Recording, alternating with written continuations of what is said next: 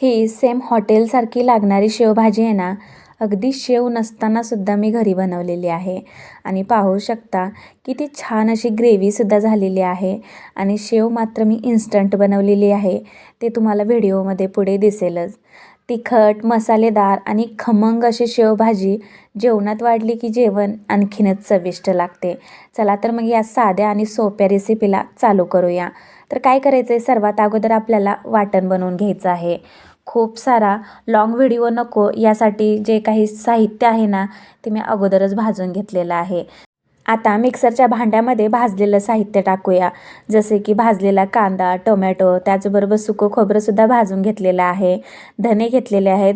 यानंतर आलं, लसूण आणि कोथिंबीर टाकलेलं आहे मिक्सरच्या भांड्यामध्ये. अगदी थोडंफार पाणी टाकूया आणि हे जे वाटण आहे ना, ते मिक्सरला वाटून घेऊया. वाटण बनवलं की भाजीची मात्र अर्धी तयारी जी आहे ना ती होऊन जाते. आणि वाटणसुद्धा खूप छान असं तयार झालेलं आहे. तर आता द्यायची आहे फोडणी. फोडणी देण्यासाठी गॅसवरती 3 ते 4 चम्मच तेल टाकलेलं आहे आणि तेलामध्ये आत्ता बनवून ठेवलेलं वाटण टाकलेलं आहे. तर हे जे वाटण आहे ना मंडळी, ते अगदी तेल सुटेपर्यंत आपण तेलामध्ये परतून घेणार आहोत. म्हणजे साधारणतः 3 ते 4 मिनिट लागतील वाटण परतण्यासाठी. चपाती भाजीचा कंटाळा आला असेल ना, तर अशी चटकदार शेवभाजी करून तुमच्या घरच्यांना यांना खाऊ घाला. नक्कीच खुश होतील बघा. एवढी भारी ही शेवभाजी लागते. खरंच एकदा नक्की ट्राय करून पहा. वाटण जे आहे ना, ते छान असं परतलं गेलेलं आहे. साईडने तेलसुद्धा सुटलेलं आहे. तुम्ही पाहू शकता. आता यामध्ये मी टाकणार आहे घरगुती लाल तिखट आणि फक्त घरगुतीच तिखटचा वापर करते आहे. एक्स्ट्राचे मसाले यामध्ये मी टाकत नाही आहे. आणि माझ्या कुठल्याही रेसिपीमध्ये जास्त काही मसाल्याचा वापर नाही आहे. अगदी साधं, सोपं आणि घरगुती मसाल्याचाच वापर करून इथे मी माझ्या रेसिपीज बनवते. आणि मला वाटते की माझ्या ज्या रेसिपीज आहेत ना, ते पूर्ण घरोघरी पोहोचाव्या, जेणेकरून जास्त मसाला न वापरतासुद्धा अगदी घरगुती मसाल्याने भाजी जी आहे ना, ती अधिक चविष्ट होते यासाठी.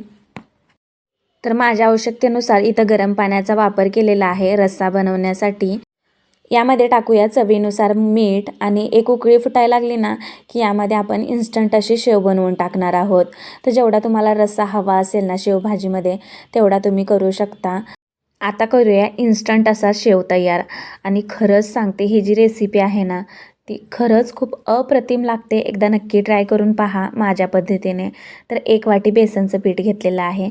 बेसनमध्ये टाकूया हळद, जिरे पावडर, लाल तिखट, चवीनुसार मीठ टाकते. आणि सर्वात महत्त्वाचं म्हणजे आपण जी शेव बनवणार आहोत ना, त्याला आणखीन खमंग करण्यासाठी इथे मी ओवा जो आहे ना, तो हातावरती क्रश करून टाकते. याने खूप सुंदर अशी चव येते शेवला. तर यामध्ये थोडंफार पाणी टाकूया आणि हे जे पीठ आहे ना, ते अगदी शेव जशी बनवतो ना, त्याच ह्याच्यामध्ये मळून घ्यायची आहे. खूप दाटसरही नाही आहे आणि खूप पातळही नाही आहे. तर अशा प्रकारे.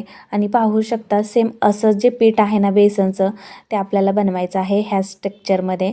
कारण आपण हे झारण्याने शेव आपण टाकणार आहोत. तर शेवचं जे पीठ आहे ना, ते बनवून तयार आहे. आणि खरंच इन्स्टंटसुद्धा आपण घरच्या घरी शेव बनवून शेवभाजी बनवू शकतो.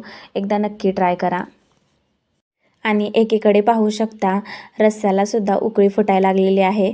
तर आपण झारण्याच्या मदतीने ही शेव जी आहे ना, ती पाडून घेऊया रस्स्यामध्ये. तर झारणं घेतलेलं आहे.